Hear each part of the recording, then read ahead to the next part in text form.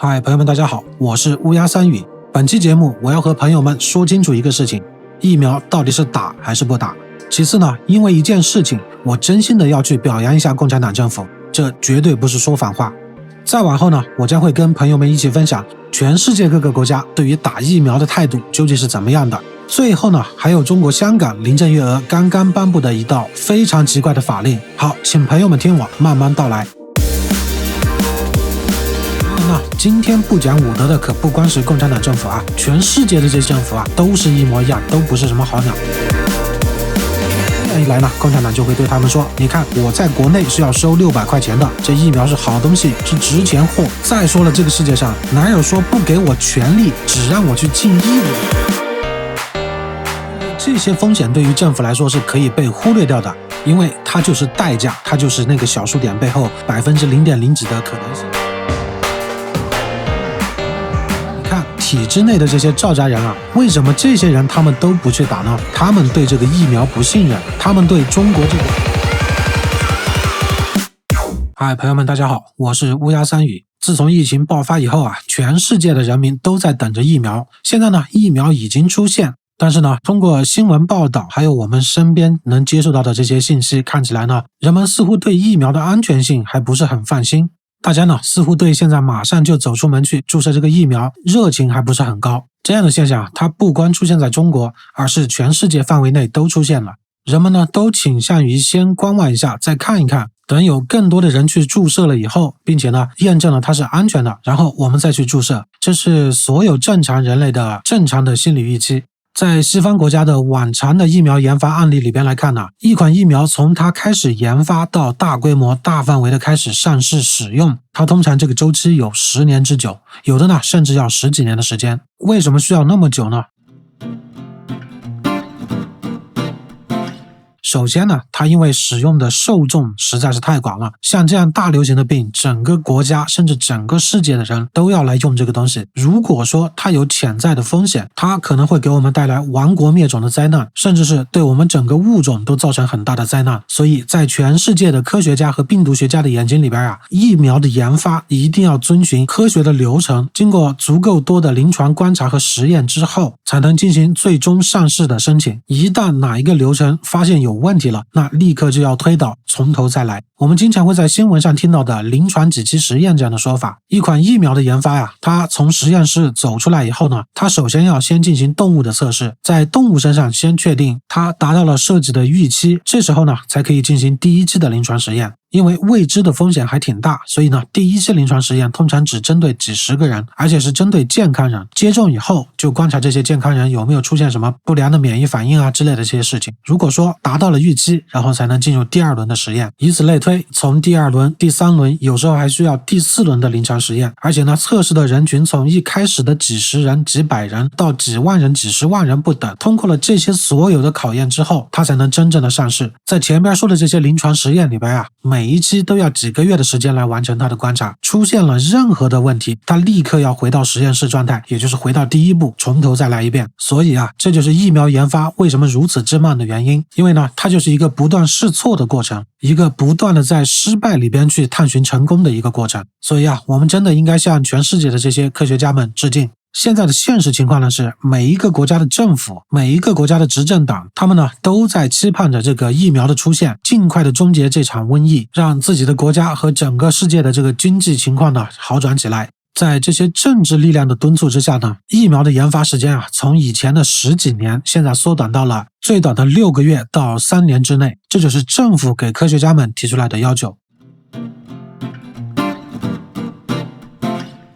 我们人类对疫苗的了解其实上真的不算很多，我们从第一次真正的开始使用疫苗到现在也不过200年的时间。虽然说呢，中国的古书上边的记载呢，在唐宋时期就有这个接种人痘来战胜天花的记载。这个人痘啊，这就是在已经得了天花这个传染病的患者身上，在他皮肤上这个病变部位的脓疮上取出一些脓液，然后呢再给它移植到健康人的伤口上，让健康人感染上天花以后，如果他没有死，他活下来了，那么就免疫成功了。尽管用这样的方式呢，它有一定的作用，而且呢它的这个死亡率肯定是比你自然的去得了天花要低一些，但是呢这个过程它并不是一个真正的接种疫苗的过程，顶多呢就是算一个可以控制的人为的去主动感染，去主动得病的过程。直到1801年，这才是全人类第一次广泛的接种牛痘这个真正的疫苗的开端。正因为前边我描述的，我们整个人类在疫苗的这条道路上才刚刚开始。在开发一款新疫苗的时候呢，这些动物实验1期、2期、3期、4期临床实验这一系列的已经经过历史检验的科学的方法，这正是过去这200年来这些科学家一代一代不断积累下来的经验，给我们留下来的一笔财富。如果按照这个步骤稳妥的走下去，那自然可以开发出来一个安全性非常高的疫苗。但是呢，现在因为疫情的原因呢，各个国家的政府他们呢给科学家给这些病毒学家提出了更高的要求，或者是提出了无理的要求。对于在墙内的各位朋友们来说因为共产党的那套宣传嘛，你们知道的，伟大光荣正确，领导呢提出要求，整个国家呢就撸起袖子加油干，在很短的时间内就取得了很大的成功。可能在某一些领域上边它的确是有用的，比如说搞一些基础建设一些超级工程但是在科学研究上边讲这一套政治逻辑，它是一点都行不通的。现在我们面临的问题就是要把10几年干完的事情，在几个月内或者说是1-2年内就要把它干完。那大家说这个科学吗？它当然不科学了，它不讲武德嘛，这样。当然呢，今天不讲武德的可不光是共产党政府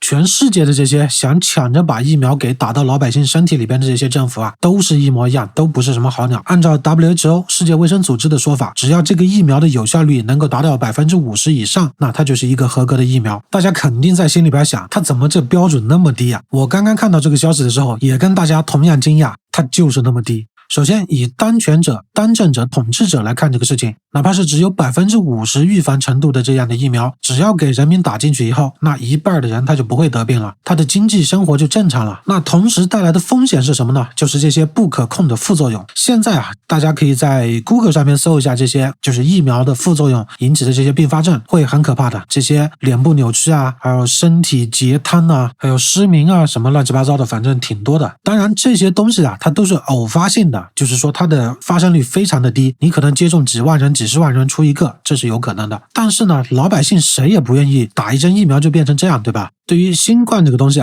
世卫组织最新的数据，它的死亡率只有 0.6%， 也就是说6,000,000，更别说绝大部分的人感染上新冠以后它其实上是没有什么症状的，最多呢就是有一些轻微感冒的症状，它自然就好了。相对于这样的代价来说，如果去打了那个疫苗，获得了一个几万分之一或者是几十万分之一的有可能致残的结果来说，那你说老百姓会怎么样选择？那当然是再观望一下了。可政府可不让你观望政府就是巴不得马上就把这些药水给打到你的身体里面去，那么你们一半的人就免疫了，甚至呢是80%-90%的人都免疫了，那整个社会就正常了，对吧？政府呢是不会去在意你即将面对的那些风险的，因为这些风险对于政府来说是可以被忽略掉的，因为它就是代价。这些代价对于政府官员来说呢，它就是那个小数点背后0.0几的可能性，但是对于我们老百姓来说呢，这就是天大的事情。所以说这个事情你无论是西方这些民主国家也好，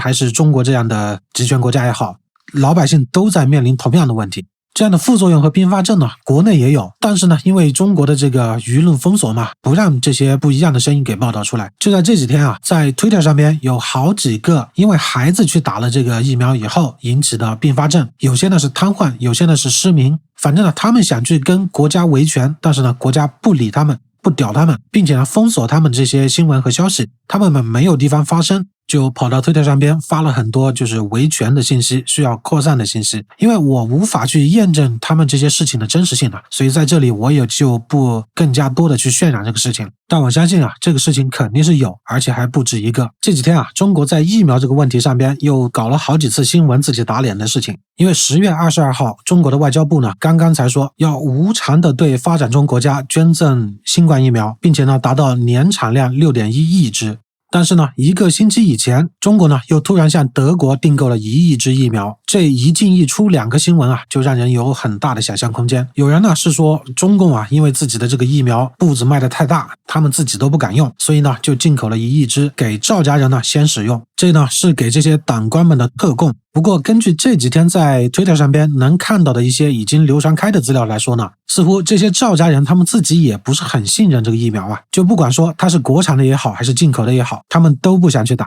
前几天法国晚报去采访了一个非常著名的科学家，病毒学家，而且呢他也是艾滋病的发现者之一，蒙塔格尼尔教授。Non, de la Covid, non. Ça vous le dites. Non. Moi, si vous voulez, dès que j'ai un petit symptôme grippal, je prends. 他明确的表示，现在就去接种新冠疫苗，那直接是在玩火。现在急切的盼望把这些药水打到老百姓身体里边的呢，还有美国的政府。就在22号，拜登呢也在电视台全程直播的情况下，在特拉华州的一个医院里边去打了1针。很多人都说他们都是在政治作秀，他们可能根本就没有注射这个疫苗，而是注射一些其他的什么无害的玩意儿。我觉得吧，其实都有可能。所以可以得出结论啊，现在这个世界上所有国家的这些执政党、这些领导者，他们都在想办法尽快的把这些药水给注射到我们老百姓的身体里去。中共的这些领导啊，他们自己比谁都精，他们绝对不可能自己先去试的，所以他们不用自己去做表率，他们使用的是饥饿营销。首先呢，他们先给这个疫苗定价600块钱1针，如果小老百姓想去打的话，那就得先交600。这个呢也是一个一箭双雕的计策。首先呢，像这些小粉红啊，或者是很多普通的中国老百姓，因为他们缺乏这个资讯的获得渠道，只听共产党一面之词的宣传呢，那自然是挺高兴的，600块钱也不是多少钱嘛，咬咬牙去打了就算了，对吧？这时候呢，他们就会让这些机关单位里边这些赵家人，你们看，你们免费的是国家给你们的福利，老百姓交600都去打了，你们就赶快乖乖的排着队去打吧，没事的。可是呢，这些赵家人又不傻，根本就不屌你，人家就是不打。然后呢，共产党高层呢就下死命令了，软的给你们，你们不来是吧？那就别怪我来硬的了。我这里有一份来自福建交通部门的命令，在第1条里边它就写明了，新冠疫苗由原来自愿接种改为强制接种。看起来呢，应该是事业单位或者是半个事业单位这样的编制，也不是真正的赵家人，是比赵家人要矮一个级别的。因为赵家人嘛，冥顽不化，誓死抗命，所以呢，先从更下边这一层开始慢慢往上来。说到这里啊，你看体制内的这些赵家人啊，他的这些信息获得渠道要比普通的平头老百姓要宽得多。为什么这些人他们都不去打呢？这就说明问题了，对吧？他们对这个疫苗不信任，他们对中国这个体制下的这种卫生保障的制度不信任，他们觉得这个疫苗有问题，还没有到可以打到人身体里边的这个阶段，他们不放心，所以呢，他们拒绝去打。他们尚且如此，那么我们这些平头老百姓呢，真的是别急别慌，再看一看，越往后越成熟。12月21号，中国疾控中心他发文说，接种疫苗是履行控制传染病流行的个人应尽义务，他把接种疫苗说成了是每个人的义务。可他压根就没提老百姓可要交600块钱呢，哪个国家会把要交600块钱的事情说成是义务？再说了，这个世界上哪有说不给我权利只让我去尽义务的事情？没见过吧？你看看，这不就有了吗？奇葩呀！来，给共产党一些掌声哦。